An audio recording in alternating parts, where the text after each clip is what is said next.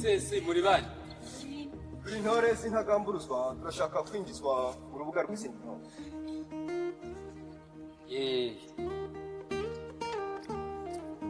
Ngiye gutanga ubutumwa bwanyu n'ibyifuzo byanyu ku mutoza mukuru muri Kaduha KSS, hanyuma murategereza ndetse mukomeza munivuga mutegereje yuko umutoza abakira cyangwa akabwira ibintu akababwira.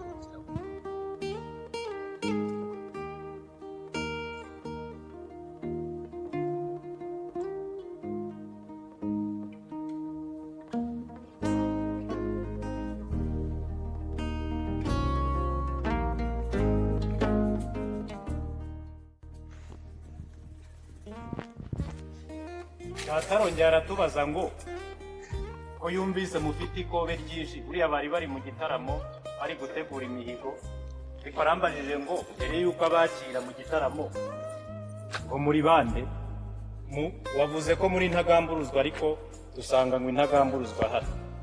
Ese ni izindi ntagamburuzwa z'ahandi cyangwa Turi intajorwa zishaka kujya mu ntagamburuzwa. nimwe mwitoreza hariya hakurya? Yego ni twe. Ni mwebwe ku musozi wa Kaduha? Genda ubwire data ko ari intajorwa zari mu rugerero. Niba musanze intore zibikwiye, nazugururira amarembo zikinjira mu zindi. Databuja nkurikije uko izi ntore nazibonye, nkurikije ibyivugo byazo, nkurikije imihigo bakomeje kuririmba mu ndirimbo zabo, nabonye izi ntajorwa dukwiriye kuzakirira mu ntagamburuzwa za Kaduha TSS, hanyuma tugakomezanya nazo intego dufite muri uyu mwaka. Nazugururira amarembo.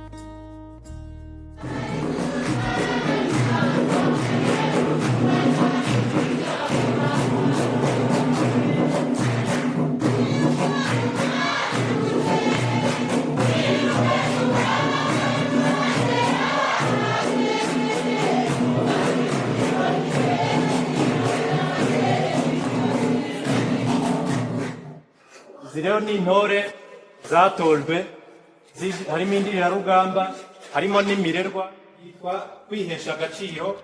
Isibo ya kabiri ubunyarwanda. Isibo ya gatatu ni ugukunda igihugu. Isibo ya kane ni ugukunda umurimo. Isibo ya gatanu ni ubupfura. Isibo ya gatandatu ikaba ubunyangamugayo. Isibo ya karindwi ikaba ubutwari. Naho isibo ya munani ikaba ubumwe.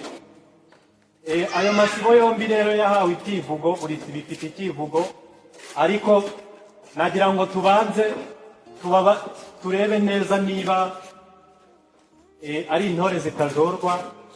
Nagira ngo mbahe urubuga cyangwa munyemerere, hanyuma tubashakire ikivugo, twumve ko bagitoye ikivugo cy'itorero z'intagamburuzwa, nabo babone kwinjira mu zindi ntore. murakoze muhaye umwanya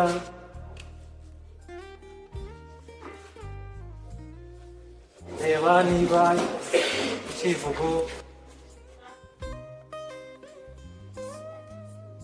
bafite kiza gusohoka kandi kikajyana n'izina bagiye guhabwa.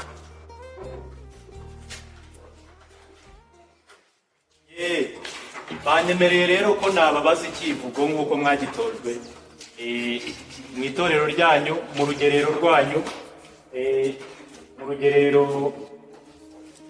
rw'intajorwa. Wumve yuko mwatoye ikivugo cy'intagamburuzwa kugira ngo tutazajya dusobanya. Intagamburuzwa za Kaduha Diyosesi.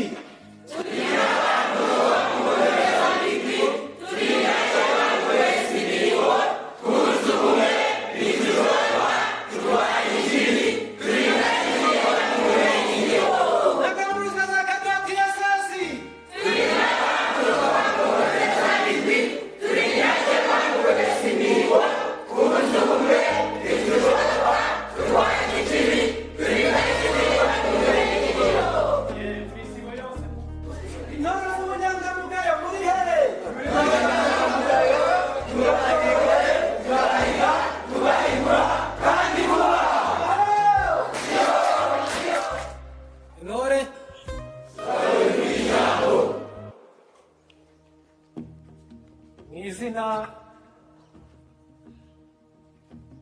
ubuyobozi bw'akarere ka Nyamagabe n'itorero ry'igihugu muri rusange, muhawe izina ry'intajorwa mu ntagamburuzwa. Ntagamburuzwa za Kaduha Diyosesi.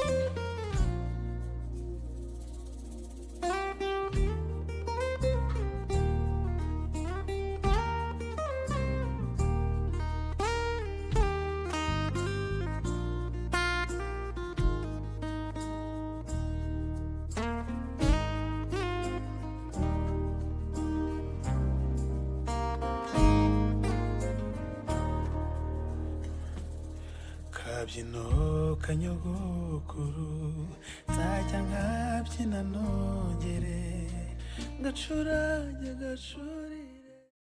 Twiyemeje ko iyi mihigo ikubiye mu ndangagaciro remezo z'umuco nyarwanda